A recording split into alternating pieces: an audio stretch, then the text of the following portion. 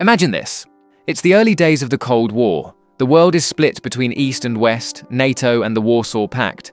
But right in the middle of it all lies Sweden, a country with a highly capable military, strategic geography, and a strong democratic system. Sounds like a perfect fit for NATO, right? And yet Sweden chose to remain neutral for decades. But why? What kept Sweden from joining the alliance earlier, even when tensions were at their peak? Let's unpack this fascinating story. After World War II, Europe was in shambles. On one side, the Soviet Union was expanding its influence. On the other, the United States was rallying allies to form NATO in 1949. Sweden, however, went down a different path. Historically, Sweden had maintained a policy of neutrality since the early 19th century, after the Napoleonic Wars.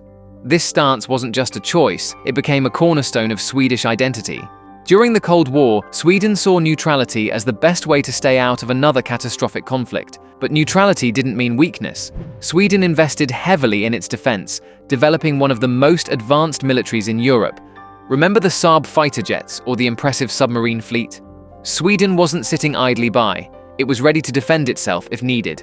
So why not join NATO? Well, for Sweden, neutrality was more than just a strategy. It was a diplomatic tool. By staying neutral, Sweden could act as a mediator in international conflicts and maintain good relations with both the West and the Soviet Union.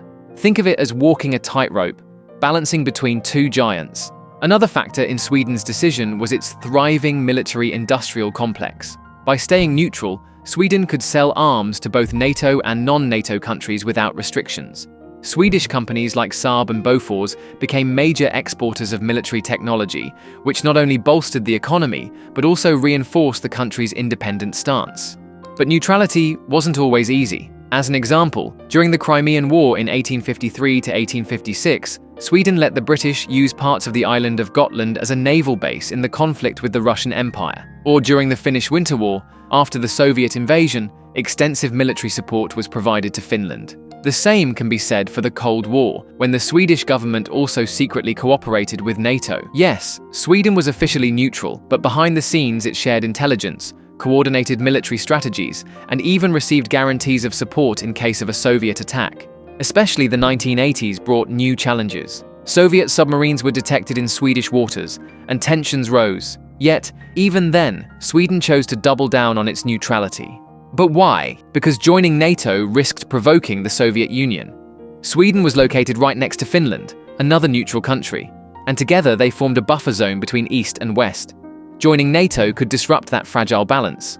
So what changed? Why did Sweden finally decide to join NATO in 2022? The short answer, Russia. The Russian Secretary of State Lavrov sent in December 2021 a letter that said that Sweden would never be allowed to join NATO. But the decisive point was the invasion of Ukraine in 2022, when Sweden realized that neutrality wasn't enough to guarantee its security in a changing world. Public opinion shifted dramatically to the point where joining NATO became now important to the average citizen. And so, the Swedish government applied for NATO membership on the 16th of May 2022 and officially became a full member of NATO on the 7th of March 2024.